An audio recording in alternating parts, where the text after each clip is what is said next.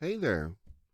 Today we're going to check out G.I. Joe Mountain Howitzer.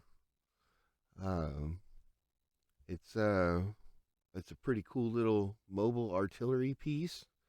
Towable, not really a vehicle, but like a trailer.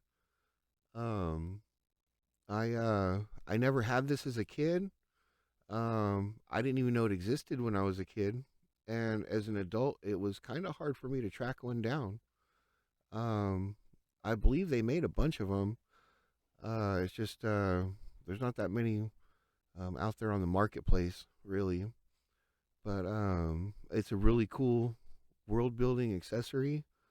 You could set it up next to your bivouac or whatever, and kind of have make a little scene out of it.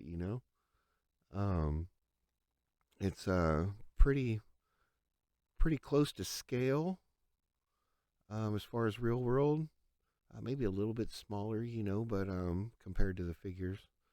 Um, but uh, but the details are really great. Um, it's got a lot of good details on it. Really realistic. Um, they did a really good job with the trailer, and it's not a really intricate piece, but it's a really realistic piece. And I would have to say, if you're looking for one of these, keep an eye out for this barrel. It just removes, and you're liable to find it missing. Um, and also, the shells you may find missing. Um, but because this really does have it's kind of a almost, it doesn't really fire, but the back end opens, the breech opens back here, and it actually has a shell in it. And and I believe it comes with a little box of shells. You get at least one or two more of these, and then some molded in to the box. Um, so keep an eye out for these.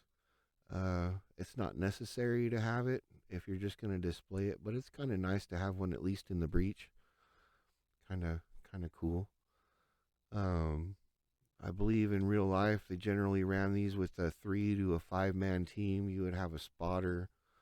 Um, you'd have a guy handing shells, one or two guys loading shells into the breech, and then you'd have a guy back here with a string mounted to the breech, and he would just yank that string when they were going to fire, and this thing would recoil way back here like this. So you wouldn't want to be standing right here, or else that'd be all bad for him. But so you got a guy standing way back here, yanking a string that's gonna, fire this, and yeah, it's not very complicated. Of course, it depresses and it elevates. The wheels roll, and it's got the standard trailer hitch to tow it with something. You could throw this behind your Mobat tank or your, uh, you know, anything really. Um, a mauler or a, you know, whatever, triple T, if you wanted to, I guess. Um, Again, it's not fancy, but it's realistic.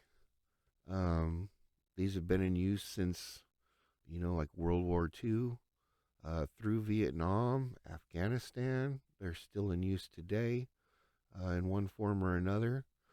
Um, Artillery is